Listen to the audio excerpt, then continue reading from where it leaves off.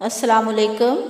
اگر وہ ایسا کرتا تو اس بات کا قوی امکان تھا کہ نوارد عرب اس سے حصہ مانگتا، اور اسے بوڑھے کی بات یاد تھی کہ کبھی اس چیز کا وعدہ نہ کرے جو ابھی اس کی ملکیت میں نہیں ہے۔ اگر تم احرام مصر تک میری رہنمائی کرو تو میں تمہیں اس کا معاوضہ دوں گا۔ اس نے نوجوان عرب سے کہا، کیا تمہیں کچھ اندازہ ہے کہ وہاں تک پہنچنا کتنا مشکل ہے؟ نوارد نے استفسار کیا۔ اس نے دیکھا کہ قہوہ خانے کا مالک ان دونوں کی گفتگو غور سے سن رہا تھا۔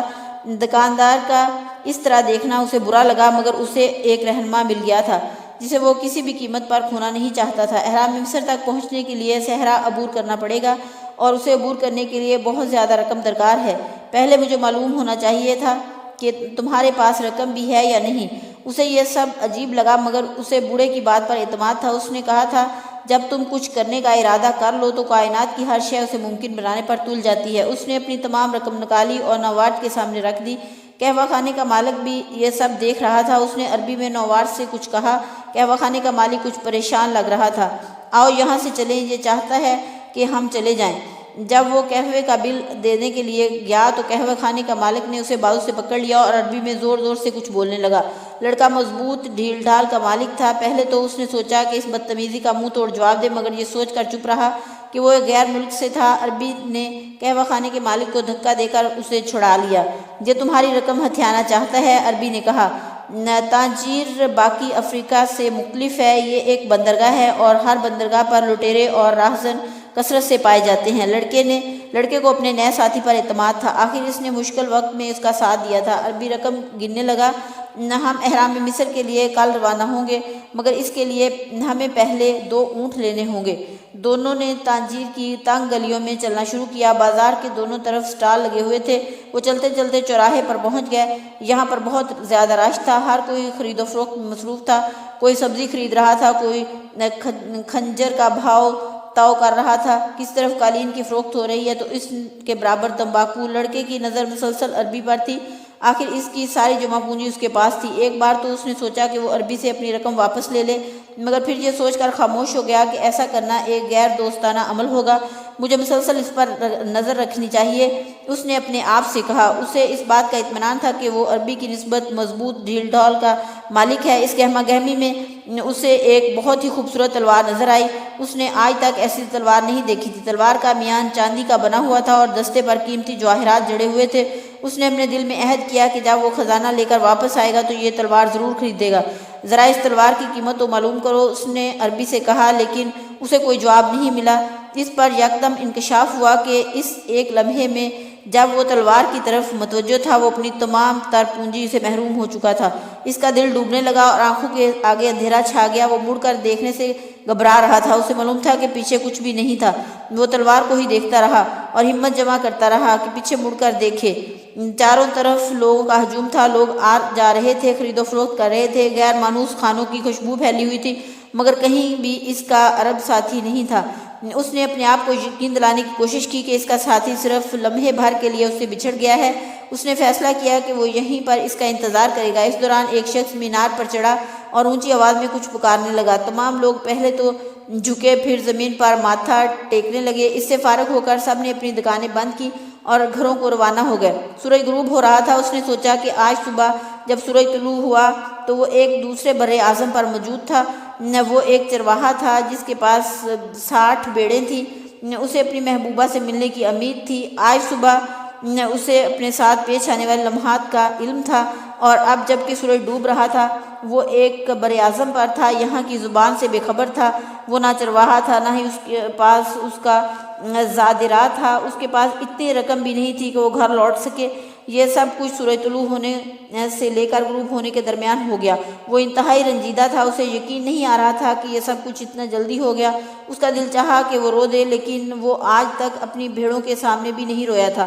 بازار اس وقت ویران تھا اور وہ گھر سے بہت دور تھا۔ یہاں اسے کوئی نہیں پہچانتا تھا، اس لیے وہ جی بھر کر رویا۔ وہ اس لیے رویا کہ خدا نے اس کے ساتھ بے انصافی کی تھی، اور خدا خوابوں کی دنیا میں رہنے والوں کو ایسے ہی سزا دیتا ہے۔ اس نے سوچا، جب میں چرواہا تھا تو میں خوش تھا اور میرے ساتھی بھی مجھ سے خوش ہوتے تھے۔ وہ مجھے آتا دیکھتے تھے، میرا استقبال کرتے تھے، اور اب میں اداس اور تنہا ہوں میرا لوگوں پر سے اعتبار اٹھ گیا ہے کیونکہ لوگوں نے مجھے دھوکہ دیا ہے۔ مجھے ان سب لوگوں سے نفرت ہے جو اپنے خزانے تک پہنچنے میں کامیاب ہوئے کیونکہ میں اپنے خزانے تک نہیں پہنچ سکا۔ اس نے اپنا تھیلا کھولا کہ شاید اس میں کچھ بچا ہو۔ تھیلے میں اس کی کتاب، جیکٹ اور 2 پتھر تھے، وہ پتھر جو بوڑھے نے اسے دیے تھے۔ پتھروں پر جب اس کی نظر پڑی تو اسے ایک گنا اطمینان ہوا۔ اس نے ان 2 پتھروں کے عوض 6 بھیڑیں دی تھیں۔ وہ ان پتھروں کو بیچ کر واپسی کا ٹکٹ خرید سکتا تھا۔ اب میں زیادہ احتیاط کا مظاہرہ کروں گا۔ اس نے سوچا یہ ایک ساحلی شہر ہے اور اس عربی کے بقول ہر ساحلی شہر کے لوگ چور اور لٹیرے ہوتے ہیں۔ اب اسے احساس ہوا قہوہ خانے کا مالک اتنا پریشان کیوں تھا۔ وہ اسے بتانے کی کوشش کر رہا تھا کہ اس کا نووار دوست لٹیرا ہے۔ میں دنیا کو اپنی آنکھ سے دیکھتا ہوں، دنیا کا ہر شخص مجھے اپنے جیسا سیدھا سادہ لگتا ہے، حالانکہ حقیقت اس سے بالکل مختلف ہے۔ وہ پتھروں پر انگلیاں پھیرتا رہا تھا، ان کی حرارت کو محسوس کر رہا تھا۔ اب یہی اس کا خزانہ تھا۔ ان کو چھونے سے اسے اطمینان ملا۔ پتھروں نے اسے بوڑھے کی یاد دلا دی۔ بوڑھے نے کہا تھا جب تم کچھ کرنے کا مصمم ارادہ کر لو تو کائنات کی ہر شے اس کے حصول میں تمہاری مدد میں مصروف ہو جاتی ہے۔ وہ بوڑھے کی ذہانت کو سمجھنے کی کوشش کر رہا تھا۔ یہاں وہ ویران بازار میں تنہا بیٹھا ہوا تھا، وہ بالکل مفلس تھا۔ پتھر اسے یاد دلاتے تھے کہ اس کی ملاقات ایک بادشاہ سے ہوئی تھی جو اس کے ماضی سے واقف تھا۔ اس کا نام یوریم اور تھیومیم ہے اور یہ تمہیں نشانیوں کو پہچاننے میں مدد دیں گے۔ لڑکے نے پتھر اپنے تھیلے میں رکھے اور ان کو آزمانے کا فیصلہ کیا۔ بوڑھے نے کہا تھا کہ اسے واضح سوال کرنا چاہیے کہ وہ کیا معلوم کرنا چاہتا ہے۔ اس نے سوال کیا، کیا بوڑھے آدمی کی دعائیں ابھی بھی میرے ساتھ ہیں؟ اس نے تھیلے میں ہاتھ ڈال کر ایک پتھر نکالا۔ جواب ہاں میں تھا۔ کیا مجھے میرا خزانہ مل جائے گا؟ اس نے تھیلے میں ہاتھ ڈال کر پتھروں کو ٹٹولا تو دونوں پتھر سوراخ سے نیچے گر گئے۔ لڑکے کو اب تک معلوم نہیں تھا کہ تھیلے میں کوئی سوراخ بھی ہے۔ وہ نیچے جھک کر یوریم اور تھیومیم کو ڈھونڈنے لگا۔ اس کے ساتھ ہی اس کے ذہن میں ایک اور خیال آیا، نشانیوں کو پہچاننا سیکھو، ان پر عمل کرو۔ بوڑھے نے کہا تھا۔ ایک اور نشانی اس کے چہرے پر مسکراہٹ تھی۔ اس نے پتھروں کو اٹھایا اور تھیلے میں رکھ لیا۔ اس نے سوراخ کو رفع کرنے کا خیال ترک کر دیا۔ پتھر جب چاہیں گر سکتے ہیں، اس نے سوچا، اور کچھ سوال ایسے ہوتے ہیں جو کہ انسان کو نہیں کرنے چاہیے، ان سے خطرہ ہوتا ہے اور وہ اپنی منزل سے بھٹک نہ جائے۔ اس نے دل میں عہد کیا اور وہ اپنے فیصلے خود کرے گا۔ پتھروں نے اسے بتایا کہ بوڑھے آدمی کی دعائیں اب بھی اس کے ساتھ ہیں۔ اس سے اس کا خود پر اعتماد بڑھ گیا۔ اس نے اپنے ارد گرد نگاہ ڈالی۔ اسے ایسے لگا کہ یہ نامانوس جگہ نہیں بلکہ ایک نئی جگہ تھی۔ آخر اس نے اسی کی تو ہمیشہ خواہش کی تھی۔ اگر وہ اہرام مصر تک نہ بھی پہنچ پایا تو وہ اپنے کسی بھی جاننے والے چرواہے سے بھی زیادہ دنیا دیکھ چکا تھا۔ کاش ان کو بھی اس بات کا احساس ہو جائے کہ اس نے صرف 2 گھنٹے کی مسافت پر ایک بالکل مختلف دنیا آباد ہے۔ اگرچہ اس کی یہ نئی دنیا اس وقت ایک ویران بازار تھا، مگر وہ اس کا نظارہ اس وقت بھی کر چکا تھا جب یہ بازار اپنی پوری گہما گہمی پر تھا۔ اس کے ساتھ ہی اسے تلوار کا خیال آیا۔ اس خیال سے اسے تکلیف ہوئی، مگر اس نے اس سے خوبصورت تلوار اس سے قبل کبھی نہیں دیکھی تھی۔ اسے اب فیصلہ کرنا تھا کہ وہ اس لٹیرے کا ڈسا ہوا انسان ہے یا خزانے کی تلاش میں پھرنے والا مہم جو۔ میں خزانے کی تلاش میں نکلنے والا مہم جو ہوں، اس نے خود کلامی کے انداز میں کہا۔ کسی نے اسے گہری نیند سے جگایا اور اسے معلوم ہوا کہ وہ بیچ بازار میں ہی سو گیا تھا اور اب بازار کی گہما گہمی لوٹ رہی تھی۔ اس نے اپنی بھیڑوں کے لیے ارد گرد نظر دوڑائی، تب اسے احساس ہوا کہ وہ ایک نئی دنیا میں ہے، لیکن افسوس کی بجائے خوشی کا احساس اس پر چھایا ہوا تھا۔ اسے بھیڑوں کے لیے چارے اور پانی کی تلاش میں مارا پھرنے کی ضرورت نہیں تھی۔ وہ اپنے خزانے کی تلاش میں جا سکتا تھا۔ اس کی جیب میں پھوٹی کوڑی بھی نہیں تھی، مگر اس کے پاس اعتماد کی دولت تھی۔ اسے احساس ہوا کہ وہ لوگوں کے چہروں سے اندازہ کر سکتا تھا کہ وہ اپنی منزل کے قریب ہیں یا دور۔ یہ بہت ہی آسان تھا، مگر اس سے قبل اس نے اپنے بارے میں سوچا ہی نہیں تھا۔ اس نے گزشتہ رات فیصلہ کیا کہ وہ بھی اسی طرح کا مہم جو بنے گا جو کہ کہانیاں اس نے کتابوں میں پڑھی تھی۔ اس نے آہستہ آہستہ بازار میں چلنا شروع کیا۔ دکاندار اپنی دکانیں سجانے میں مصروف تھے۔ وہ ایک مٹھائی والے کی دکان سجانے میں مدد کرنے لگا۔ مٹھائی والے نے مسکرا کر اس کی طرف دیکھا۔ اس کے چہرے پر بھی مسکراہٹ تھی اور طمانینت تھی۔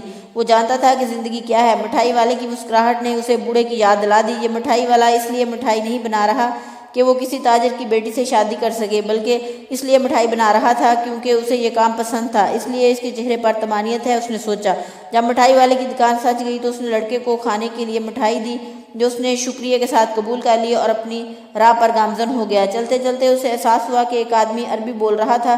جبکہ دوسرا آدمی ہسپانوی میں جواب دے رہا تھا، جبکہ دونوں ایک دوسرے کا مفہوم سمجھ رہے تھے۔ اس کا مطلب ہے کہ یہ ایک ایسی زبان ہے جس کا انحصار الفاظ پر نہیں ہے۔ اس نے سوچا، اس بات کا تجربہ وہ اس سے قبل بھیڑوں کے ساتھ بھی کر چکا ہے، اور اب وہی تجربہ انسانوں کے درمیان ہوا۔ وہ ہر قدم پر ایک نئی چیز سیکھ رہا تھا۔ ان میں سے کچھ باتوں کا تجربہ وہ اس سے قبل بھی کر چکا تھا، مگر تب اسے اس کا ادراک نہیں تھا۔ اسے ان چیزوں کا ادراک اس لیے نہیں تھا کیونکہ وہ ان کا عادی ہو چکا تھا۔ اگر میں یہ زبان سیکھ لوں جس کا انحصار الفاظ پر نہیں ہے تو میں پوری دنیا کو سمجھ سکتا ہوں، مطمئن اور پرسکون۔ اس نے تانجیر کی گلیوں میں ٹہلنے کا ارادہ کیا۔ اس طرح وہ نشانیوں کا مشاہدہ کر سکتا تھا، مگر اس کے لیے صبر کی ضرورت تھی، اور وہ چرواہے سے زیادہ صبر کون کر سکتا ہے؟ اس نے جو کچھ بھیڑوں کے ساتھ سیکھا تھا، اس کا اطلاق ایک نئی جگہ پر کیا جا سکتا تھا۔ تمام چیزیں اصل میں ایک ہی ہیں، بوڑھے بادشاہ نے اسے بتایا۔ کرسٹل فروش آج بھی اسی پریشانی کے ساتھ جاگا جو روز کا معمول تھا۔